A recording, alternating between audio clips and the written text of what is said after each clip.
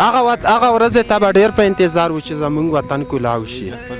چې بیرته راستل چې بیرته راشي بیرته جوړ تکړه خوشحال څنګه خیر بخیر څنګه له خیر دی ستړی مشي خیر دی بالکل څنګه شو پهله خو د ډوډۍ واخلې الله مو مل شه ډېره مننه او استاد جلال خو بالکل استاد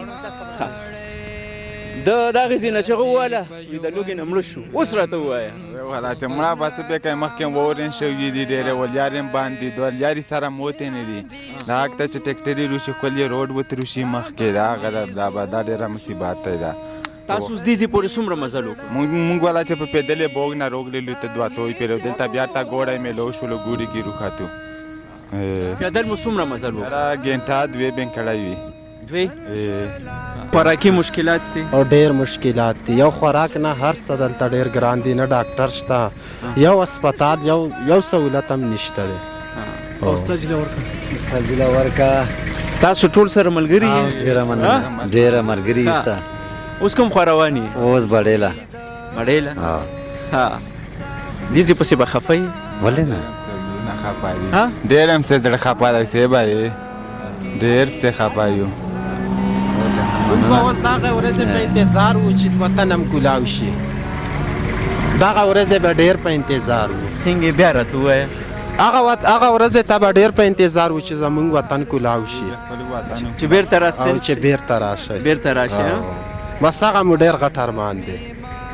باچا دې ستاسو ارمان پوره کړي زموږ دا خدمت په قبلوي ښه ټولو هغه خلکو ته به دعاګانې کوي دا زموږ ورور دی حاجي اسلام فاونډیشن برمنګم کې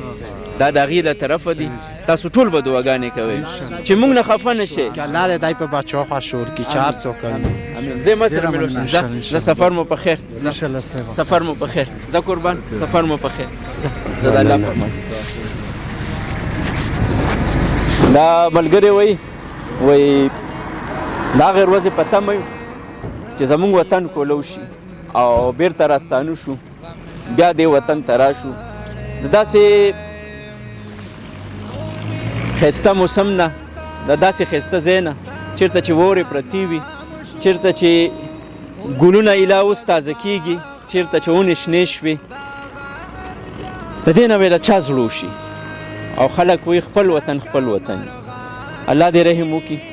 چې د دې خلکو دا ستونزې ختم شي او دا دوباره را واپس شي دلته لکار وطلیم لکا مرغان چی